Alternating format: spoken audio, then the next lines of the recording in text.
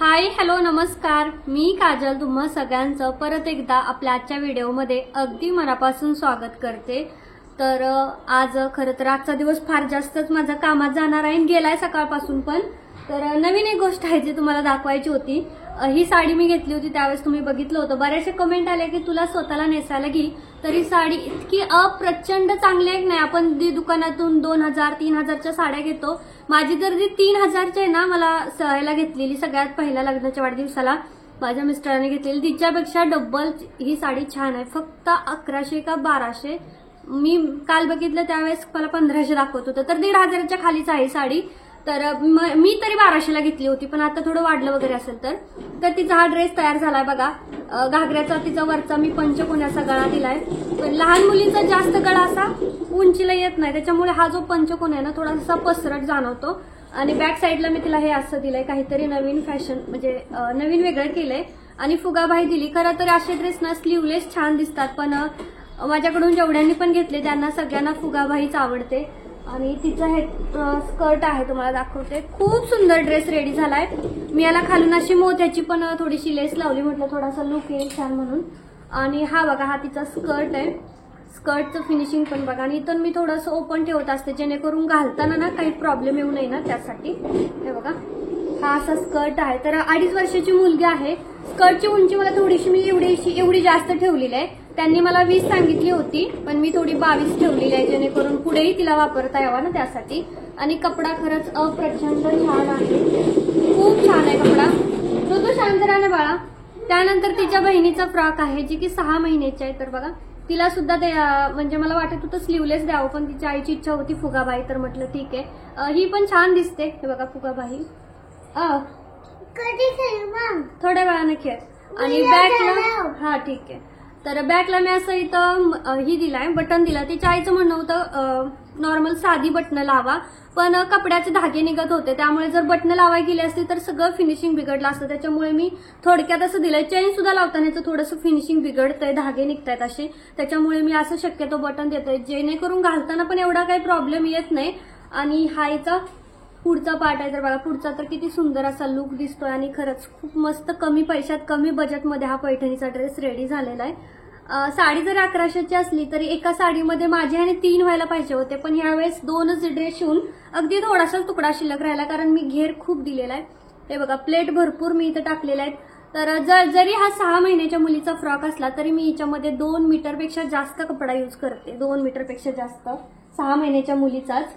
आणि तिच्या बहिणीचा आहे, तिला मी साधारणतः हा लेहंगा आहे ना, फक्त हा स्कर्ट फक्त 2 मीटरमध्ये 2.5 आहे बहुतेक, कारण 40 मी लांबी टाकली होती, 40च्या डबल 80 इंच, हा 80 इंच वेगळं राहतं। आणि जे आपलं पाठीमागच्या साईडचं असतं ते आपलं ह्याच्यामध्ये राहतं, मीटरमध्ये येतं ना, ते वेगळं राहतं। मी इंचमध्ये 40 म्हणजे जवळ खूप 27 इंचच म्हणजे 1 मीटर होतं, मग 40 आणि ते 40 डबल असं 80 मी लांबी टाकली होती बघा। भरपूर घेर आलेला ह्याला सुद्धा आणि खूप सुंदर असा ड्रेस रेडी झालाय। तर हे आता मला पॅक करायचं आहे, त्याच्यामुळे म्हटलं आधी दाखवून घ्यावं। तर माझा कालचा दिवस तर इतका वाईट गेला होता ना, खूप जास्त वाईट गेला होता, कारण मी इथून गेली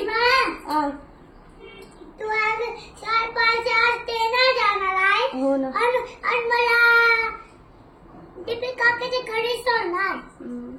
तर कालचा दिवस ना खूप जास्त खराब गेला होता, कारण मी पार्सल घेऊन गेली, रुद्रला पण तिकडं घ्यायचं होतं त्याला। मग मी आधी पार्सल द्यायला गेली, बस स्टँडला उतरली तर एक एटीएम आहे, तिथं पैसे काढायचे होते, एटीएम मधून पैसेच निघले नाही, त्या काय झालं तर पैसे नव्हते त्या एटीएम मध्ये असं काहीतरी। मग तिथे एक दुकान, 2 दुकान होते, 2 दुकानात विचारलं की कॅश देणार का, मी ऑनलाईन पे करते गुगलवरती।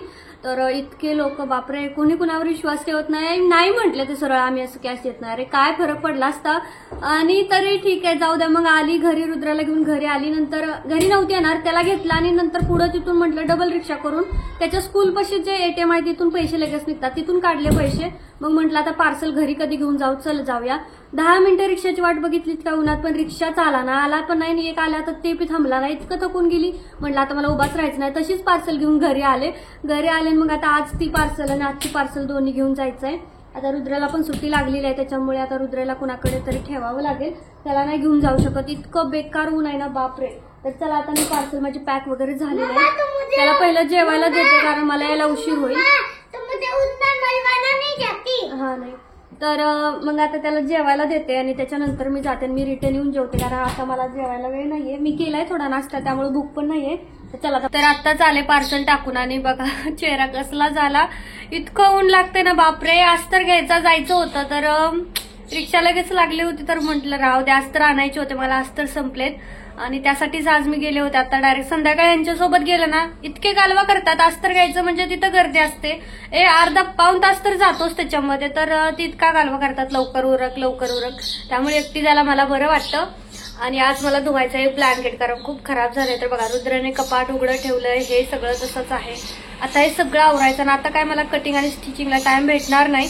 आता मी पहिल्यांदा ब्लँकेट धुवायला टाकते, जेवते आणि मग हे सगळं आवरते, कारण ते यायच्या आधी मला हे सगळं क्लीन करावं लागतं आणि थोडंसं फ्रेश वाटावं लागतं. तर आता हे ब्लँकेट धुवायला टाकते. आणि जेव्हापासून मी ती इस्त्री वापरायला चालू केली ना, इस्त्री मी कंटिन्यू वापरते, तिथंच असते. दोघं जण मला ओरडतात, जेव्हा बघल तेव्हा तुझी इस्त्री तिथं आहे. तर आता टेबल घेणार आहे, तिकडे गेल्यानंतरच घेईल इस्त्रीचा टेबल. आता इथं ह्याच्यावरती मॅट्रेसवरतीच करावं लागतंय. तर मी थोडा अजून जाड हातरते काहीतरी, त्याच्यावरती करते ब्लँकेट वगैरे ठेवून, कारण मॅट्रेस खरंच खराब होते बरं का. जेव्हापासून मी ही इस्त्री वापरायचं चालू केलंय नाही कपड्यांमध्ये, तेव्हापासून ना माझं फिनिशिंग खूप जास्त छान येते. आणि खरंच मी आधी कधीच वापरतच नव्हते, असेच कपडे शिवायचे, त्यामुळे माझं फिनिशिंग दिसत नव्हतं. पण जेव्हापासून मी इस्त्री वापरायला चालू केली ना, कधी कधी तर गळ्याला इस्त्री केली ना की तर टिपची पण गरज नसते, इतकं करेक्ट फिनिशिंग बसलं जातं इस्त्रीने. पण मी पण सांगेन, तुम्ही जर शिलाई करत असाल ना, अगदी छोट्यातली छोटी वस्तू सुद्धा इस्त्री करा आणि फिनिशिंग बघा. खरं तर मला खूप कमेंट आल्या, त्याच्यानंतर मी हळूहळू वापरायला चालू केली ना, आता मी प्रत्येक ड्रेसला इस्त्री वापरते. असा एकही ड्रेस नाही की मी त्याला इस्त्री वापरत नाही, वापरते आणि खरंच खूप छान फिनिशिंग येते इस्त्रीने. सगळ्यात पहिलं मी तर ब्लँकेट आतमध्ये ठेवलं. ब्लँकेट ना नेहमी असं उभं करायचं आणि मग ते एक एक असं आतमध्ये घालायचं. आणि खरंच 8 किलोची मशीन घेऊन मी खूप मोठं म्हणजे चांगलं काम केलंय. तर आता मी लिक्विड वगैरे टाकलं, आता मशीन चालू करायची. आणि इथं सगळं दिलेलं आहे बघा. मिक्स मध्ये घातलं ना कपडे कॉटनचे खराब होतात. तर आता इथं डुएट वर लिहिलंय, म्हणजे चादर किंवा ब्लँकेट ह्या सगळ्यांसाठी हा ऑप्शन आहे. तर तिथे मी नेऊन सिलेक्ट करते आणि आता हा मी चालू करते. तर बघा 1 तास 33 मिनिटाचा टाइम लागलेला आहे, पण खूप छान निघतं बरं का ब्लँकेट ह्या टायमिंग वरती. कमी वरती पण केलं तरी चांगलं निघतं, पण ज्याला जे दिलंय ना त्याला ते वापरायचं असं माझं तर असतं त्याच्यामुळे. आणि खरंच खूप चांगलं आहे बरं का. 8 किलोची मशीन घेतली. माझ्या बिल्डिंग मधल्या माझ्या जेवढ्या पण मैत्रिणी आहेत ना, तेवढ्या सगळ्यांनी आतापर्यंत त्यांची मोठी मोठी ब्लँकेट माझ्या मशीनमध्ये धुतलेत. म्हणजे चांगलं आहे. लहान मशीन घेतलं की म्हणजे तोटा होतो थोडासा, की ब्लँकेट वगैरे धुता येत नाही, पण मोठ्या मशीनमध्ये तसं नाही. आता हिच्यामध्ये किती पण मोठं ब्लँकेट, आपल्या ज्या वाकळा असतात ना, ती वाकळ जरी टाकली ना तरी सुद्धा ती इझिली धुतली जाईल. आणि आता चला मशीन चालू झाली तोपर्यंत म्हटलं हा पसारा एवढा गराडा आहे ना तो काढून टाकूया. तर इतके ब्लाउज पीस आहेत ना, म्हणजे खूप आहेत. जे आता ते साड्या आहेत ना आपल्या पैठणीच्या ड्रेसवाल्या, त्याचं ब्लाउज पीसचं काय करावं मला समजत नाहीये. आता हे जे गुड्यांच्या साड्याचे ब्लाउज पीस आहेत ना, ते मी मुद्दामच ठेवून दिलेत, कुणाला देऊच नाही शकत, कारण त्याचे जे काठ आहेत का नाही, ते काठ मला ओटीची पिशवी, ओटीचा बटवा, त्याच्यात तो बनवण्यासाठी हे काठ खूप म्हणजे यूज होतील. आणि कसं आहे, कुठे ना कुठे यूज होईल. वेगळं जे काठ मी घेते विकत त्याच्याऐवजी मला हेच वापरता येतील, त्याच्यामुळे मी हे सगळे काठ बघा व्यवस्थित साड्यांचे काढून ठेवलेत. त्यामुळे ह्या गुड्यांच्या साड्याचे जे पदर शिल्लक राहिले त्याचा काहीतरी फायदा होईल. पण हे जे दुसरे लाइनिंगवाले आहेत ना, तर त्याचं मला असं वाटतं कुर्ती शिवावे. तुम्ही जर बघितलं असेल तर सेम ह्याच पीस मधली मी माझ्यासाठी एक कुर्ती शिवली होती शॉर्ट जीन्सवरची, आणि ती मी खूप दिवस वापरली, मला खूप टिकली. तर मला असं वाटतंय की त्याच्या आपण कुर्त्या शिवाव्यात. एक सॅम्पल पीस फक्त स्वतःसाठी पहिल्यांदा शिवते आणि बघू ऑर्डर आल्या तर मग हे ब्लाउज पीस पण संपवून टाकू. कसं घेणार आपला पण फायदा आणि आपले ब्लाउज पीस काहीतरी वापर होईल. हे जे पिंक कलरचे आहेत ना लाइनिंगवाले सिल्वरची, तर ते छान आहेत.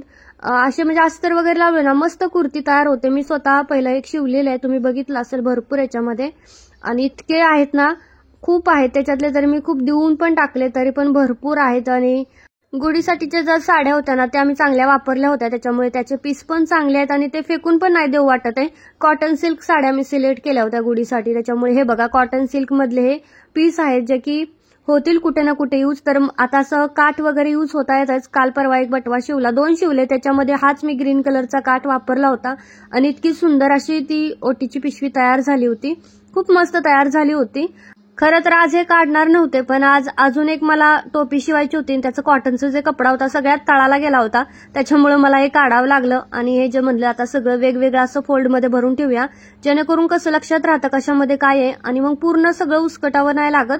आता हे जेव्हा पण ह्या बकेटमधलं काय घ्यायचं असतं ना त्यावेळेस पूर्ण बकेटच खाली होतं, त्याच्यानंतर मग ते परत भरत बसावं लागतं ना, ह्याचा खरंच ताप वाढतोय. त्यामुळे म्हटलं आता हे ब्लाऊज पीस वेगळे, नंतर काठवाले वेगळे, असं सगळं वेगवेगळं ठेवते, म्हणजे जेणेकरून आपल्याला ज्यावेळेस नेक्स्ट टाइम ते लागणार आहे ना तेव्हा व्यवस्थित असं घेता येईल की बाबा हे इथं आहे ते तिथं आहे.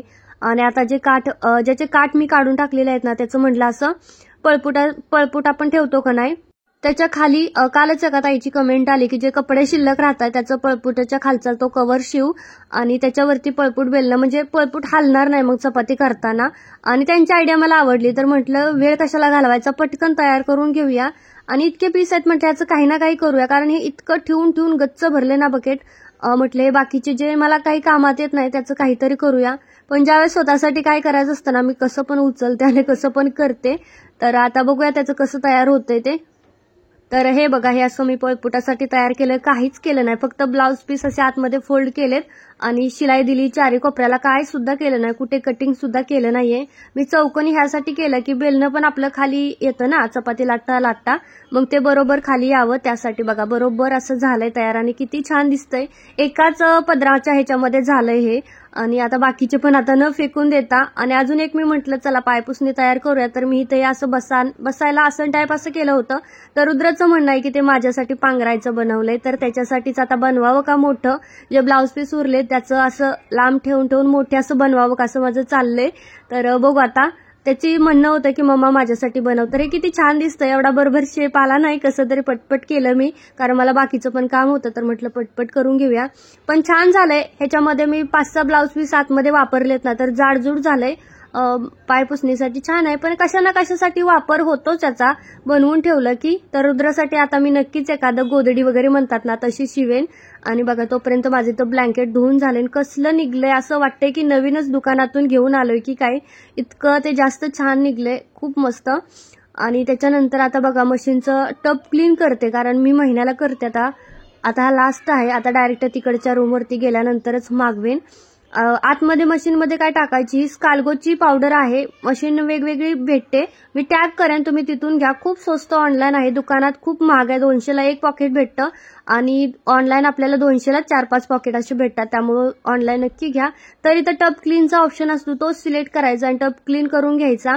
आणि आता तो टब क्लीन होतोय तोपर्यंत आपण बाकीचं काम करूया. आणि बघा ही माझी सुंदर असा वन पीस तयार झालाय, इतका छान याचा कपडा आहे ना, खूप क्वालिटीवाला कपडा आहे. तर हा कसा दिसतोय मला कमेंट करून नक्की सांगा.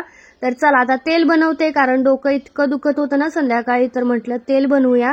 दुपारचं थोडं झोपलं ना मग काय वाटत नाही, पण आज काय झोपायला भेटलं नव्हतं, हा ड्रेस द्यायचा होता, तर म्हटलं नको झोपायला. तर आता इथं तेल तयार करते, तर आधी म्हटलं थोडंसंच तयार करून बघूया कसे रिझल्ट आहेत. तर ज्या सगळ्या मी पावडर घेतल्या होत्या ना, म्हणजेच की शिकाकाय पावडर, रिटा पावडर, आवळा पावडर, ह्या सगळ्या आहेत ना त्याच आहेत त्या. हे बघा, त्यानंतर हिबिस्कसची पण आहे. तर आपल्याला ओरिजिनल पानं मिळाली तर चांगलंच आहे, पण कुठं मिळतच नाही. आता हे सगळं आपल्याला वस्तू अजिबात मिळणार नाही. आणि पावडर वापरली ना, आणि पावडर पण ओरिजिनल आहे त्याच्यामुळे चांगलं आहे. तर म्हटलं चला पावडरच वापरून बघूया की कसं तेल तयार होत आहे. आदिवासी हेअर ऑइल असतं ना, हे सगळं वापरूनच बनवलेलं असतं. आपल्याला पण जेवढ्या शक्य तेवढा आपण पावडर इथं वापरू शकतो. मी पण इथं सगळ्या वापरल्या होत्या. तुम्हाला प्रोडक्ट मी खाली टॅग करते किंवा लिंक टाकते डिस्क्रिप्शन बॉक्समध्ये. मी फर्स्ट टाइम हे तेल ट्राय केलं. बघा कढीपत्त्याची भरपूर सारी पाने टाकली. मी थोडंसंच आधी बनवते, म्हटलं उगं वेस्ट नको घालवायला म्हणून. आणि ह्याच्यामध्ये थोडेसे मेथी दाणे पण मी टाकलेत बघा सगळ्यात शेवटी. आता हे उकळवून घेते कमी गॅसवरती, 1-2-3 मिनिटं उकळवलं तरी भरपूर झालं. आणि बघा आता उकळवून घेतल्यानंतर इतकं काळं झालं होतं, मला वाटलं हे गेलं कामातून, तेल पण वाया गेलं आणि सगळंच वाया गेलं. तर आता म्हटलं काही खरं नाही, इथं मी शोधून घेतलं. आणि वास तर ना सेम मी जे ऑनलाईन तेल घेत होते बघा, 200ला बॉटल होती, सेम तसंच्या तसं वास आहे, त्याच्यापेक्षाही मला छान वाटला. ह्याच्यामध्ये मी जर ना निलगिरीचं वगैरे किंवा रोजमेरीची लीफ पावडर ती जर अजून वापरली असते ना तर अजून अशा भरपूर वस्तू आहेत ज्या आपण या तेलामध्ये वापरू शकतो आणि घरी तेल बनवू शकतो. बाकीच्या पण वस्तू मी घेणार आहे कारण की हे तेल खूप छान रेडी झालं होतं. तासाभरातच सगळा गाळ खाली बसला होता आणि तेल बाजूला झालं आणि इतकं थिक असं तेल होतं ना, खूप मस्त. मला तर माझं डोकं शांत झालं, इतकं भारी तेल तयार झालं इतकं थोडं बनवून. तर लिंक दिलेली आहे, चेक करा. चलो बाय.